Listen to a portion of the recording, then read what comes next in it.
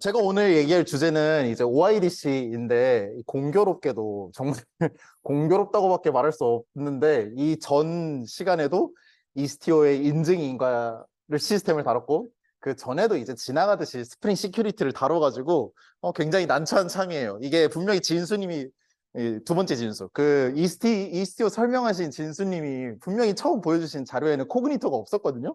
그래서 코그니토 데모가 있었는데 그 데모가 빠졌어요. 그래서 물론 다 백업 플랜이 있기 때문에 괜찮지만 약간 그 앞부분에 코그니토 설명을 되게 잘해주셨기 때문에 혹시 전 시간에 그 옆에 수연님 얘기를 들으셨던 분은 나중에라도 다시 보기를 한번 보시는 게 좋을 것 같아요. 그래서 제가 오늘 얘기할 주제는 이 OIDC라는 프로토콜에 대한 이야기를 해볼 겁니다. 어떤 청자분들이 오실 거라고 예상을 했냐면 크게 이 세 가지 정도를 생각을 했는데요. 뭔가 이제 새 프로젝트를 만들 때 아이디와 패스워드 그리고 이제 유저 테이블 기반으로 회원가입을 만드는데 이게 좀 기본적인 베이직이잖아요. 근데 딱 거기까지만 해보고 그 다음에 대해서 한번 궁금해 본 분, 또 뭔가 이 보안이랑 관련된 것만 보면 자꾸 이렇게 좀 시선을 피하게 되고 왠지 좀 나중에 해도 괜찮을 것 같고 왠지 급한 이슈는 아닌 것 같고 그래서 자꾸 이제 보안에 뭔가 꺼리게 되고 좀 뭐랄까 미루게 되는 그런 분들, 제가 사실 이 두 번째 케이스인데 그런 분들한테도 좀 도움이 될 것 같아요. 왜냐면은 제가 OIDC를 알게 되고 느낀 점이 이 정도면 꽤 쉽다, 이 정도면은 보안이 그렇게 부담스럽지 않다라는 생각이 좀 들었거든요. 그리고 또 뭔가 여기 갑자기 세 번째 줄은 위 두 줄과는 뭔가 느낌이 좀 다르죠. SSO는 쌈을 방식으로 인증하면 되는 것 같은데 또 뭐 필요한가? 약간 싱글 사인온이나 아니면 사물 베이스의 이제 인증 프로토콜 이런 부분을 알고 계신 분들도 비교적 새로 나온 OIDC라는 건 모를 수 있어서 그런 분들도 약간 알고 계신 지식이랑 대조해 보면서 어떤 부분이 다르고 또 어떤 부분이 많이 공통적인지 확인해 보시면 좋을 것 같아요. 여기까지 했는데 이제 뭔가 나는 이거 다 해당이 안 되는 것 같은데 하는 분들은 이제 조용히 옆방 테라폼으로 가시면 됩니다. 왜냐면 여러분의 시간이 소중하니까 이제 제가 못 본 척 하겠습니다. 네. 그래서 기존의 방식, 우리 뭐가 아쉽나? 뭐가 문제인가? 깃업 액션스가 있는데요. 깃업 액션스가 뭔지 모르는 분들을 위해서 간단하게 설명을 드리면 깃업 안에서 존재하는 피처 중에 하나인데, 깃업이 제공하는 피처 중에 하나인데 별도의 CI/CD 툴이 없어도 뭐 코드를 검사하거나 아니면 배포하는 데 도와주는 툴이에요. 근데 거기에서 AWS에 접속을 해서 뭔가 액세스하고 API를 날리려고 하면은 액세스 키 그리고 시크릿 키가 필요해요. 뭐 EC2 기반의 배포를 해보신 분은 아마 SSH 그 프라이빗 키를 넣으신 분도 있겠지만 보통 이제 액세스 키와 시크릿 키를 저렇게 넣게 됩니다. 저 시크릿은 어디서 오냐? 저거는 이제 깃업에서 여기다 저장하면 우리가 유출되지 않게 잘 보관해 줄게 라는 공간이 있어가지고 거기에 저장을 하게 되는데 그럼 이제 노출되지 않잖아요. 그리고 이제 그 다시 시크릿 탭으로 가도 그걸 넣은 사람조차 그 값을 볼 수 없거든요. 그럼 된 건가요? 그럼 안전한 건가?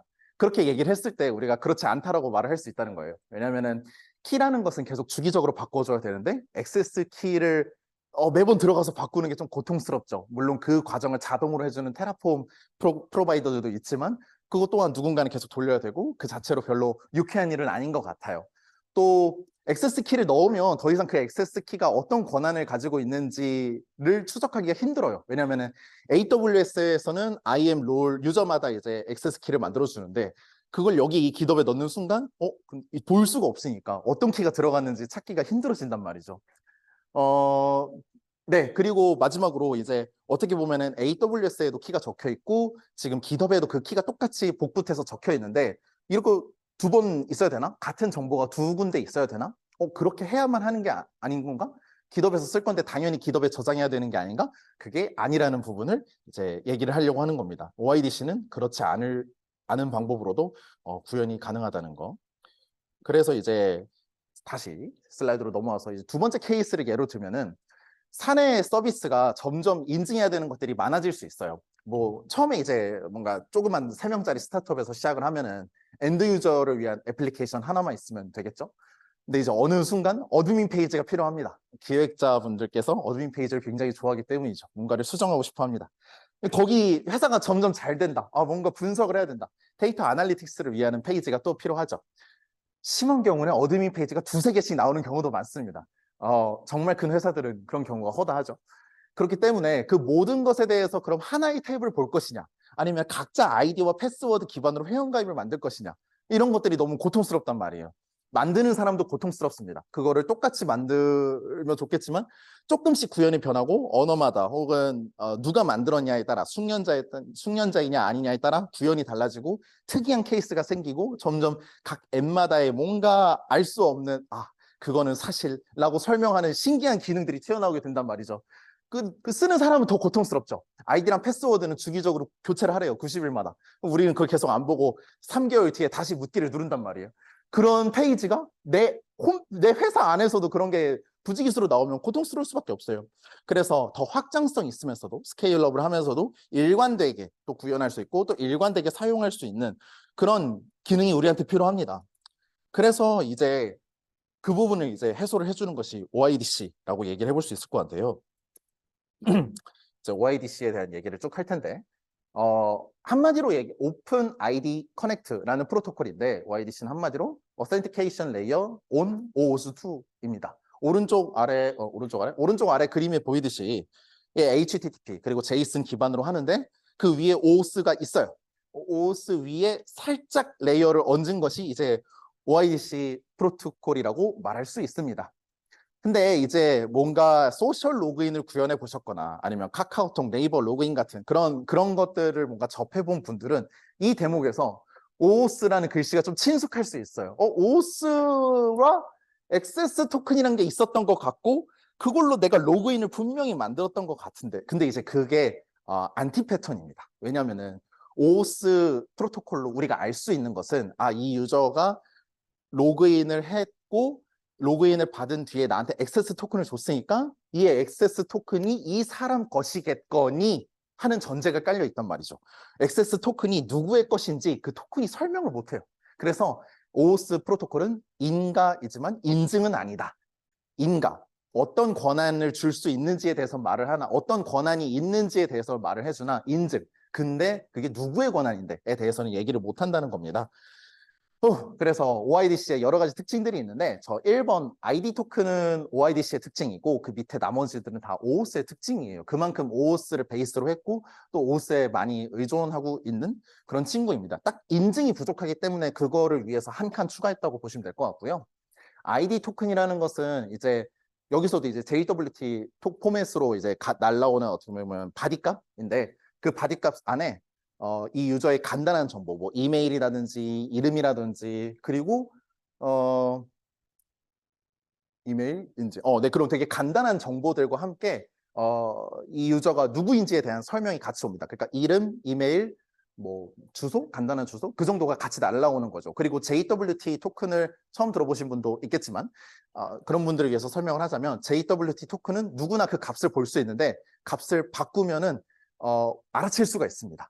그래서 막 열어 가지고 JWT 토큰을 받아요. 그 제이슨이에요. 제이슨을 열어 가지고 값을 수정을 해요. 그리고 나 사실 이런 유저야 하고 올리면은 그걸 받아본 측에서는 이게 변조되었다는 걸 알 수 있기 때문에 되게 라이트하면서도 강력한 포맷이거든요. 그럼 프로토콜이거든요. 그렇기 때문에 아이디 토큰으로 내가 누군지 그리고 간단한 정보를 얻고 그것이 이제 어떻게 보면 OIDC의 이제 A to Z인데 그 다음에 이제 나머지들은 OAuth 특징이라서 간단하게 얘기를 하면은 이제 인가와 인증의 세계에서는 내 앱이 있고 내 애플리케이션이 있고 이 애플리케이션을 인증해주는 서버가 따로 있습니다. 예를 들면 구글이나 카카오나 네이버나 그런 친구들이에요. 그 서버와 내 애플리케이션 간에 약속을 잡아야 되는데 그 약속이 이제 보통 이제 이쪽 센터에 가가지고 인증을 해주는 친구한테 가가지고 클라이언트 아이디 하나 만들어주세요 하면은 클라이언트 아이디와 시크릿이 발급되고 그거를 제 앱에다가 넣어놨다가 이제 요청을 할 때마다 나 이런 사람이야 하고 전달하는 식 뭐 어떻게 보면 액세스 시크릿 키랑 비슷하다고 볼 수 있겠네요. 그리고 이제 리다이렉트 URL이 있는데 제가 생각했던 것보다 조금 더 중요한 값이더라고요. 리다이렉트 URL이 있기 때문에 우리가 이제 어떤 요청을 하고 요청을 받았을 때 그 요청이 다른 데로 새지 않았음을 보장을 해요. 그래서 구글한테 예를 들어 제 애플리케이션 헬로 OIDC라는 앱이 있는데 헬로 OIDC에서 구글 로그인을 사용하기로 했어요. 근데 구글 로그인은 이미 제 존재를 알아요. 왜냐면 제가 구글한테 가서 클라이언트 아이디랑 시크릿을 받아왔고 그걸 이제 요청을 할 때 같이 날리기 때문이죠. 그리고 구글은 이 요청을 받고 제가 구글에서 로그인을 하는데 그걸 로그인 한 다음에 다시 제 앱한테 저를 돌려보내줘야 되는데 돌려보내주는 이 주소가 리다이렉트 URL이고 제가 이걸 직접 이쪽에다 적어 넣었기 때문에 이제 중간에 다른 곳으로 새지 않는다는 것을 보장할 수 있거든요. 마지막으로 여러 가지 플로우라는 부분이 있는데 저 플로우라는 것은 어떻게 보면은 이제 이 스텝 이 OIDC를 활용하는 여러 가지의 이제 방법들이 있는데 그 방법 하나하나를 플로우라고 부릅니다. 저희가 좀 이따 이제 뭔가 이 다음에 즐거운 애니메이션 시간이 나오는데 애니메이션에서는 가장 간단한 플로우를 설명을 할 거예요. 그 플로우는 약간의 보안적 이슈가 있기 때문에 실제 현장에서 사용할 때는 뭔가 이런저런 장치를 해야 되지만 이해하기는 굉장히 편리할 것입니다. 그래서 이제 지금까지 얘기했던 거를 바탕으로 실제 OIDC를 적용하면 이제 어떤 그 유저가 어떤 체험을 하냐 이거를 우리가 한번 지켜봅시다. 이제 제가 만든 헬로 OIDC 어플리케이션이 있는데 여기 제가 OIDC를 붙여놨어요. 그래서 유저가 방문을 하면 정보가 없어요. 아이디 토큰이 없습니다. 유저한테. 그래서 제 IDP라고 합니다. 아이덴티티 프로바이더인 구글한테 가서 로그인하고 다시 오세요. 리다이렉트를 시킵니다. 그래서 이 클라이언트 아이디를 약간 그 URL에 꼬리표 쿼리처럼 붙여주고 그걸 이제 달고 리다이렉트 응답을 줍니다. 그래서 유저는 이제 브라우저에 보면은 들어갔다가 번쩍 하고 이제 다시 구글 화면이 보이게 되는 거죠. 그래서 구글 화면이 눈앞에 떴어요. 그래서 구글 로그인을 진행을 해요. 그럼 이제 여기서는 이제 구글 계정으로 로그인했으니까 구글은 제가 누군지 알죠. 안녕하세요, 성혁. 그리고 클라이언트 아이디가 헬로 OIDC 앱이네요. 그거는 제가 이미 알고 있는 앱이고 거기에 어떤 리다이렉트 URL로 가야 되는지도 제가 알고 있기 때문에 제가 적어놨어요. 그래 알고 있기 때문에 거기로 다시 저를 리다이렉트 시켰습니다. 그리고 가는 길에 이제 JWT 토큰도 하나 이렇게 매달아줘요. 이 안에 이제 제가 누구인지 적혀 있다고 얘기를 드렸죠. 그래서 가면은 이제 누군지 이제 아는 거죠. 이런 식으로 이제 플로우가 진행이 되고 이미 구글 로그인이 되어 있거나 뭐 이런 과정이라면 중간 단계가 조금씩 달라질 수 있겠죠. 이건 이제 아무것도 로그인 되어 있지 않다는 상황을 전제했습니다. 그러면 이제 약간 어드밴스드로 그 사물을 알고 있는 사람들은 근데 이거 되게 뭔가 사물과 비슷한 플로우다. 이거 뭔가 기존 방식들과 비슷하지 않나? 라는 생각을 할 수 있어요. 그렇습니다. 네, 맞고요. 그 사물로도 똑같이 거의 뭔가 같은 피처를 다 구현을 할 수 있고 누가 뭐 엄청 우열에 있다 이런 부분은 아닙니다. 약간 대체제 정도의 느낌이고 그렇지만 이제 OIDC는 XML 베이스인 사물과 달리 JWT이기 때문에 뭔가 조금 더 친숙하고 조금 더 가볍고 조금 더 직관적이라고 저는 생각을 하고요. 그리고 모바일이나 네이티브 데스크탑 애플리케이션 같은 부분에 조금 더 최적화가 되어 있습니다. 사물로 뭔가 모바일 환경에서 로그인을 하려면 대부분의 경우 웹뷰를 띄워야 되는데 OIDC를 사용하면 대부분의 경우 띄우지 않고 바로 네이티브하게 진행을 할 수 있어요. 그리고 이제 밑에 있는 OSN, OSZ 저게 이제 인증과 인가를 나타내는 약어인데 사물 자체로는 사실 인증밖에 커버하지 못하거든요. 근데 이제 OIDC는 어떻게 보면은 인가 위에 인증을 올렸으니까 이걸 씀으로써 이제 인증 인가를 한 번에 커버했다고 얘기를 할 수 있을 것 같아요. 네. 그래서 15분. 네, 이제 데모를 해야 되는데 걱정 마세요. 또 다른 데모를 다 준비해 왔죠. 그래서 먼저 보여드릴까 아니지. 이게 처음이자 마지막 데모인데 여기서 보여드릴 데모는 GitHub 액션과 이제 GitHub 액션을 활용해서 AWS의 액세스 그러나 이제 별도의 시크릿을 저장하지 않고 하는 방식을 보여드릴 것입니다. 실질적으로는 무슨 일이 일어나냐라고 하면은 먼저 여기 오른쪽 아래 그림 보시면 제가 미리 AWS에 가서 나 GitHub 정보를 내 AWS 계정에 미리 신뢰하는 사람으로 등록하고 싶어. 트러스트 릴레이션십으로 AWS 쪽에 GitHub을 트러스트 릴레이션십으로 저장을 하고 싶어. 이런 식으로 미리 AWS에 알려주는 과정이 있어요. 그렇게 세팅을 해놓고 나서 이제 제가 GitHub 액션에서 이러한 과정을 좀 더 보여드릴 과정을 거쳐서 이제 AWS에 토큰을 줘라고 요청을 보내게 되면 그게 2번인데 토큰을 보내려고 하면은 이제 클라우드 프로바이더 AWS는 근데 누구세요? 하게 되고 GitHub 액션 뒤에 사실 저희는 보지 못하는 GitHub OIDC 프로바이더 GitHub이 이제 인증 서버가 되는 거예요. GitHub이 그 사람은 누구누구이고 이러이러한 정보가 있어야 돼. 이런 정보를 가지고 있어 하고 AWS한테 알려주는 거죠. 그래서 AWS는 그 정보를 보고 신원이 확인됐네. 그러면 AWS 롤을 하나 줄게. 이런 식으로 진행이 됩니다. 이 부분을 한번 코드로 봅시다. AWS IAM 페이지인데요. 여기 왼쪽에 보시는 것처럼 보통 우리가 보는 거는 이제 유저, 롤, 펄러시 이 정도인데 아이덴티 프로바이더가 있습니다. 인증, 그 아이덴티티 정보를 식별 정보를 누구한테 받을 것이냐, 누구를 내 공식 식별자로 인정할 것이냐라는 정보이고요. 거기에 이제 제가 미리 GitHub에 대한 정보를 적어놨어요. 이게 add 프로바이더를 이용해서 그 정보는 이제 GitHub 공식 문서를 참고를 했고요. 그래서 뭐 이런 블라블라한 정보들이 많이는 없지만 여기 오픈 아이디 커넥트로 프로바이더를 등록을 해놨습니다. 이 상태에서 이제 롤을 하나 추가를 할 건데 제 GitHub에 있는 워크플로우를 위해서 롤을 추가를 할 거예요. 그래서 여기 여러 가지 메뉴가 있는데 그중에 웹 아이덴티티를 누릅니다. AWS에서 OIDC가 웹에 최적화되어 있어서 그런지 모르겠지만 웹 아이덴티티라고 부릅니다. 가끔 혼용을 해요. 그래서 약간 머리가 아픕니다. 여기 밑에 보면은 제가 추가한 토큰, 액션, GitHub 유저 콘텐츠라는 게 있고 여기 하나에 있는 오디언스를 눌러줍니다. 그린 다음에 이제 그 롤에다가 어떤 그 팔레시를 붙일 것인지에 대한 되게 간단한 규칙을 하나 추가를 할 건데 put object to hello OIDC app only. 그래서 이거 잠깐 열어보면은 제가 아까 들어오기 전에 추가를 해놓은 팔레시 하나인데요. S3 버킷 중에서도 뭐 이런 hello OIDC app.ausg.me 라는 데에만 이제 파일을 업로드 할 수 있는 딱 그 정도 권한이 있는 팔레시입니다. 그걸 여기다 체크를 해서 이 롤한테 부여를 해볼게요. 롤 이름이 중요한데 왜냐면 이거를 AWS가 아니라 GitHub 쪽에도 똑같이 적어줘야 되기 때문이죠.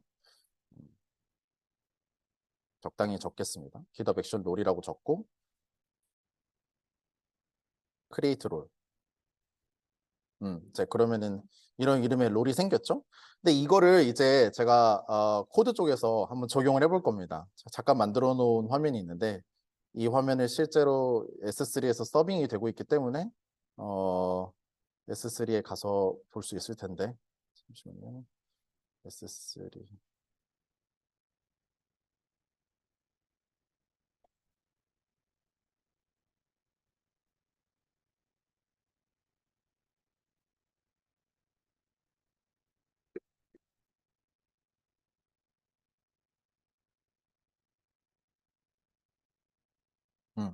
이렇게 미리 이건 어떻게 서빙이 되고 있는 건지 궁금하실 분도 있는데 S3에서 제공하는 정적 페이지 호스팅 기능 중에 하나를 켰고요. 여기 index.html 파일이 있어요. 그 파일 안에가 이렇게 써 있습니다. 이 상태가 있는데 그게 여기 있는 내용이랑 똑같고요. 이제 GitHub의 워크플로우를 한번 열어봅시다. 그거를 이쪽에서 보는 게 조금 더 예쁠 것 같네요.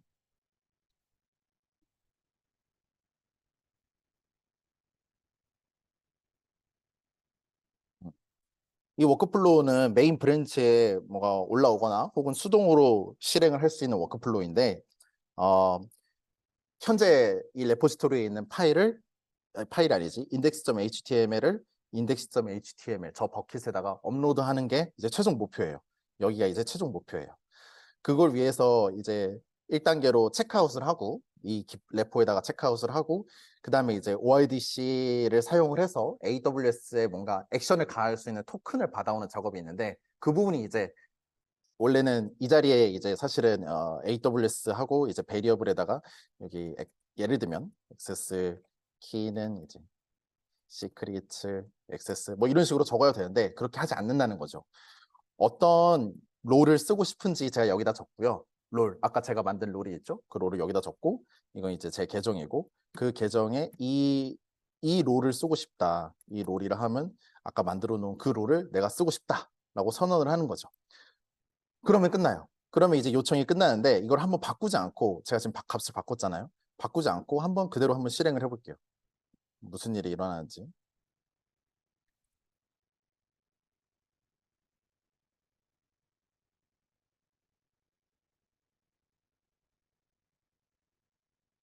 그래서 만약에 실제 해보시면은 이 부분이 조금 약간 뭐랄까 병목일 수 있어요. 왜냐하면 안 되면 권한이 없다고 나오는 게 아니라 무한하게 리트라이를 하다가 220초쯤에서 죽는 현상이 있기 때문에 그 뭔가 왜 안 되지 했는데 30초 내로 안 되면 확실히 문제입니다. 제가 여러 번 해봤는데 5만 가지 케이스에서 30초까지 안 되면은 뭔가 잘 안 된 겁니다. 세팅이. 그래서 이 친구 보면은 지금 멈췄죠. 20초가 넘어가겠죠. 이미 망한 겁니다. 그럼 이제 좀 더 다시 와서 보겠지만 어차피 안 돼요. 왜냐면은 제가 그 다른 롤을 줬잖아요. 수정하기 전에 롤을 줬잖아요. 이번엔 이렇게 롤을 수정을 하고 뭐 하는 김에 이제 글씨도 바꿔볼까요? 음, 야호 이렇게 하고 바꾸고 저장을 해서 이가 대문 들어갔네요. 배포를 아니야 푸시를 하고 다시 여기서 이제 두 번째 거를 보면은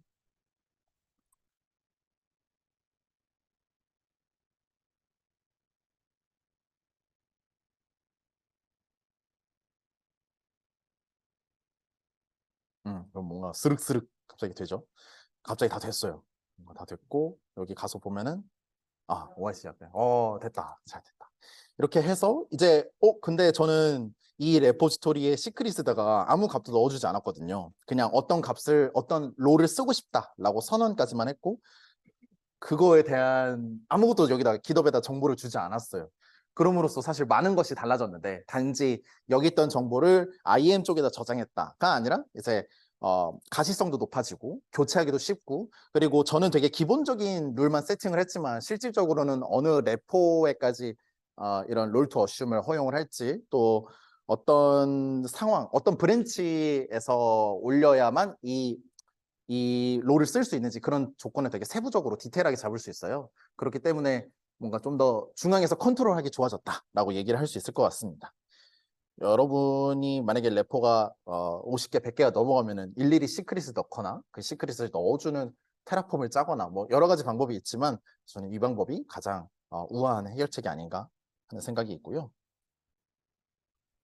음. 그리고 이제 데모로 보여드리진 않을 것 같긴 한데, 쿠버네티스 쪽에서도 이 OIDC를 많이 쓰는 경우가 있습니다. 어떤 경우냐면, 기본적으로 쿠버네티스에서 EKS를 얘기하는 겁니다. EKS에서 파드를 띄우면 그 파드 하나하나가 개별적으로 권한을 들고 있진 않아요.